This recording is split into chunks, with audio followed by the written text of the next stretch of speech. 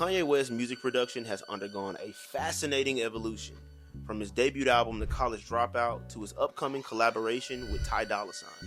In his early years, Kanye established himself as a formidable producer with a penchant for soulful, sample-based beats.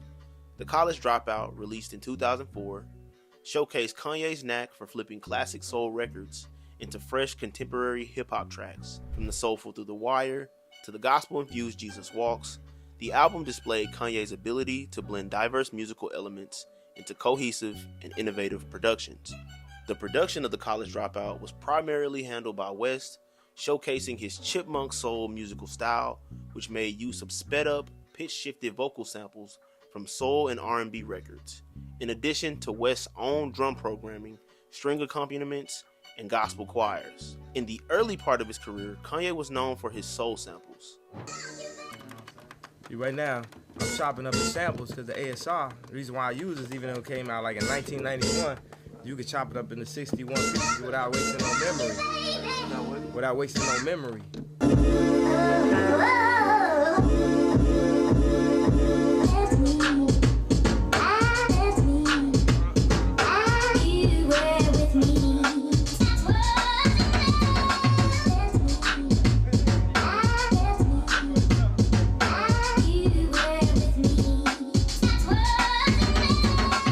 On his debut, he sampled a whole range of classic artists, including Marvin Gaye, Curtis Mayfield, Aretha Franklin, and others.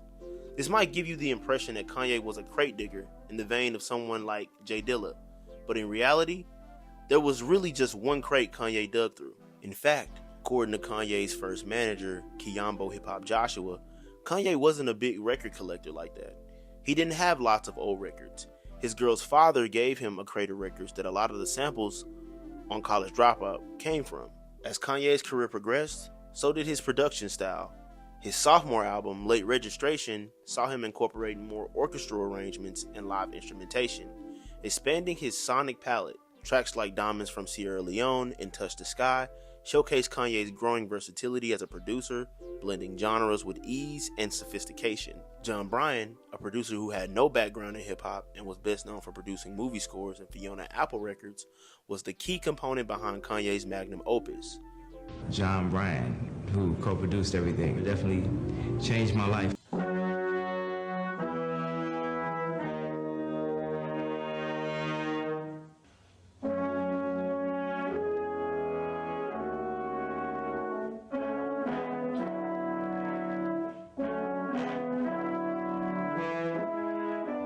Maroon 5's Adam Levine was another unlikely collaborator.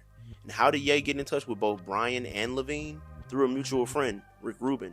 According to some estimates, the making of Late Registration cost upwards of $2 million. Although those numbers aren't confirmed, Kanye did tell MTV exactly how much it cost him out of his own pocket, saying, "I put my money into Late Registration. I'm $600,000 in the hole right now on that album." Kanye West's second studio album, Late Registration, costed roughly $2 million to make, but it put him $600,000 in debt. And now this is what's interesting about it, is that he said, "I put my money into Late Registration. I'm $600,000 in the hole right now on that album." And that's what he had said to MTV about it. He invested his own money into the album. Absolutely. Shit. But this is what's crazy about the risk.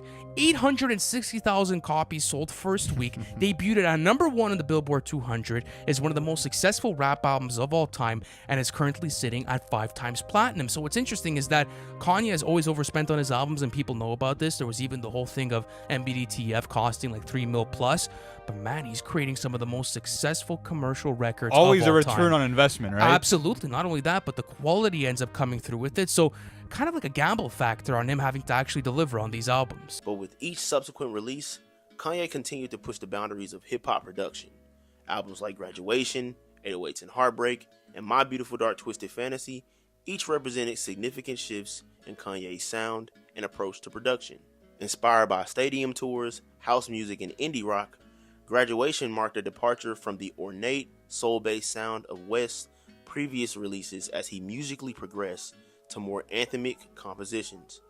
West incorporated layered synthesizers and dabbled with electronics while sampling from various music genres and altering his approach to rapping. 808s and Heartbreak in particular marked a departure from traditional hip-hop production, with Kanye embracing auto-tune and minimalist instrumentation to create a moody and introspective sonic landscape. Wanting to create a pop album, West dismissed the contemporary backlash to the concept of pop music and expressed admiration for what some pop stars had accomplished in their careers. He later stated that he wished to present the music as a new genre called pop art, clarifying that he was well aware of the visual art movement of the same name and wished to present a musical equivalent. Either call it pop or pop art. Either one, I'm good with. My Beautiful Dark Twisted Fantasy released following a crazy life period for Ye. 808s and Heartbreak received slightly more mixed reviews than what his albums would usually receive, and he was hot off the heels of arguably his most publicized controversy, the 2009 MTV VMA incident where he interrupted Taylor Swift during her acceptance speech for the Best Female Video Award. I hurt someone or took anything away, from a talented artist or from anywhere, because I only wanted to help people, my entire life. I've only wanted to give and do something that I felt was right, and I immediately knew in this situation that it was wrong, and it wasn't a spectacle or just, it's actually someone's emotions, that I stepped on, and it was rude, period. And he received intense backlash following his appearance at the VMAs and decided to take a brief break from music, going into a self-imposed exile in Hawaii, where he would begin recording My Beautiful Dark Twisted Fantasy in secret. Ye ended up spending months in Hawaii recording and writing for the album. He ended up flying producers and artists in who would work on the album. Musicians from any era and genre were clocking into their shifts like coal miners.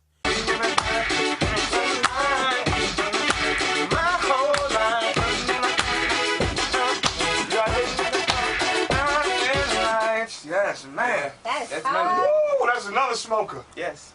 Everyone from RZA to Rick Ross, Pete Rock to Pusha T would arrive at the compound, be briefed on the situation, and get to work. In more recent years, Kanye's production has continued to evolve in unexpected directions. Albums like Yeezus and The Life of Pablo showcase Kanye's willingness to experiment with unconventional sounds and production techniques. Yeezus, in particular, was characterized by its abrasive, industrial-inspired production, while The Life of Pablo embraced a more eclectic and diverse range of influences, from gospel to trap. Yeezus has been characterized as West's most experimental and sonically abrasive work. It draws from an array of genres including industrial, acid house, electro, punk, and Chicago drill. As it turns out, Ye enlisted help from music guru Rick Rubin, stripping Ye's unfinished tirades into even rougher, raw distillations. Yeezus is definitely Kanye's rawest sound, which is primarily electronic in nature, boasting distorted drum machines, synthesizers that sound like they're malfunctioning, and low-resolution samplers that add a pixelated digital aura to the most analog sounds.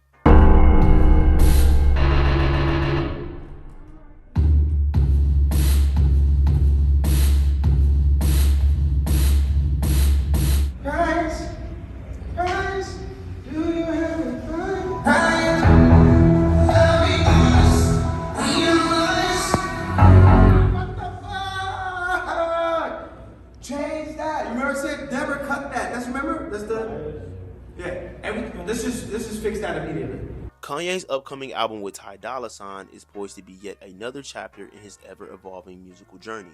This collaboration between Kanye West and Ty Dolla $ign is a dialogue between two distinct musical minds, blending West's groundbreaking production techniques with Ty Dolla $ign's soul-stirring vocals. The album's sound is a testament to their ability to transcend genre boundaries, incorporating elements of gospel, electronic, and classical music to create a unique auditory experience.